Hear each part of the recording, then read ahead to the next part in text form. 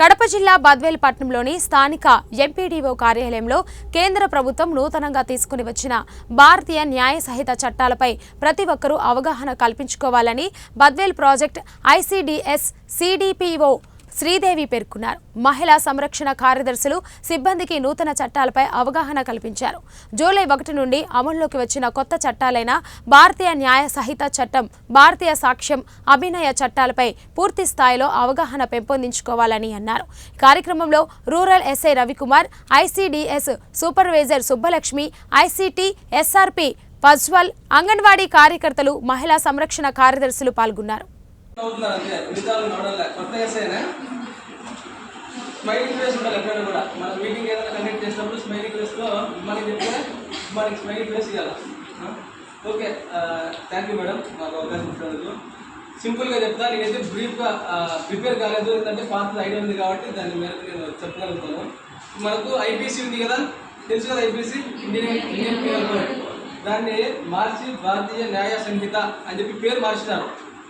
దాంట్లోనే కొన్ని సెక్షన్లు డివిజన్ చేశారు, కొన్ని సెక్షన్లు యాడ్ చేస్తారు. అంటే ఇంతకుముందు మనకి ఒక కంప్లైంట్ ఇవ్వాలంటే ఏం చేసేవాళ్ళంటే ఫిజికల్గా పోలీస్ స్టేషన్కి వచ్చి కంప్లైంట్ ఇచ్చేవాళ్ళు కదా. ఇప్పుడు ఏంటంటే వాట్సాప్ ద్వారా కూడా, త్రూ మెయిల్ ద్వారా కూడా మనం కంప్లైంట్ చేయొచ్చు. దాన్ని బేస్ చేసుకొని ఈ వితిన్ 3 డేస్లో ప్రిలిమినరీ ఎంక్వైరీ చేయాలి. వాళ్ళు పిలిపించుకొని వాళ్ళతో సైన్ కాపీ పెట్టించుకున్న తర్వాత 14 డేస్లో దాన్ని రిపోర్ట్ రాసి అది కేసు కట్టేదైతే కేసు కట్టి డిఎస్పీ గారికి ఒక మహిళా మరియు శిశు అభివృద్ధి మంత్రిత్వ శాఖ మిషన్ శక్తి పథకానికి విడుదల చేసింది. భారత ప్రభుత్వం మిషన్ శక్తి 15వ ఆర్థిక సంఘం కాలం 2021-22 నుండి 2025-26 వరకు అమలు కోసం మహిళల భద్రత మరియు సాధికారత కోసం గొడుగు పథకంగా సమగ్ర మహిళా సాధికారత కార్యక్రమాన్ని ప్రారంభించింది. మిషన్ శక్తి నిబంధనలు 1/4/2022 నుండి అమల్లోకి వచ్చాయి. మిషన్ శక్తి అనేది మిషన్ మోడ్లో మహిళల భద్రత మరియు సాధికారత కోసం జోక్యాలను బలోపేతం చేయడానికి ఉద్దేశించిన పథకం.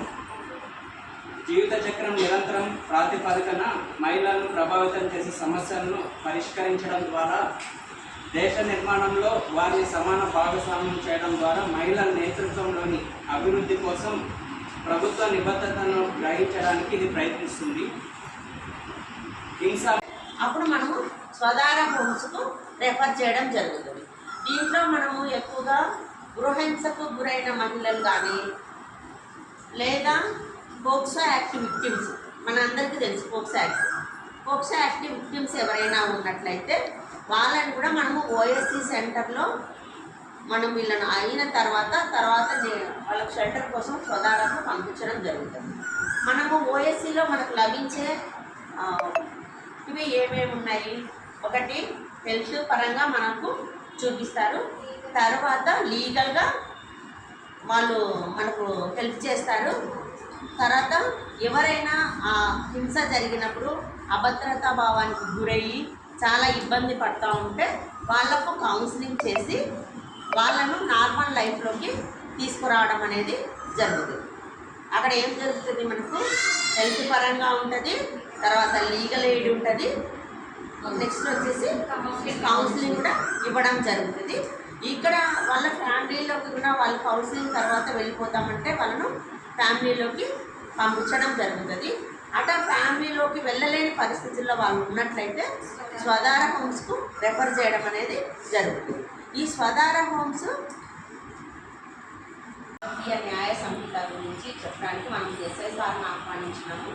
సార్ కొంచెం వర్క్ ఉన్నందువల్ల మధ్యలో వచ్చి కలుస్తామని చెప్పారు. అందుకు మనం ప్రోగ్రామ్ను మనం స్టార్ట్ చేసుకున్నాం.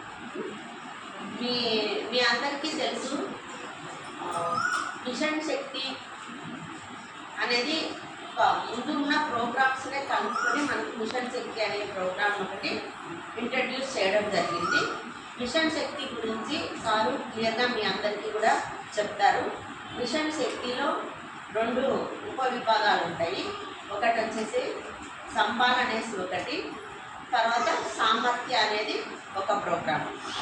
సంబాల్ అనే ప్రోగ్రాం వచ్చేసి మహిళల భద్రత కోసం ఉద్దేశించిన ప్రోగ్రాం వచ్చేసి మహిళా సంఘాలు. తర్వాత సామర్థ్యం వచ్చేసి మహిళలలో వాళ్ళ యొక్క ఆర్థిక స్వాతంత్రం కోసము, తర్వాత వాళ్ళ యొక్క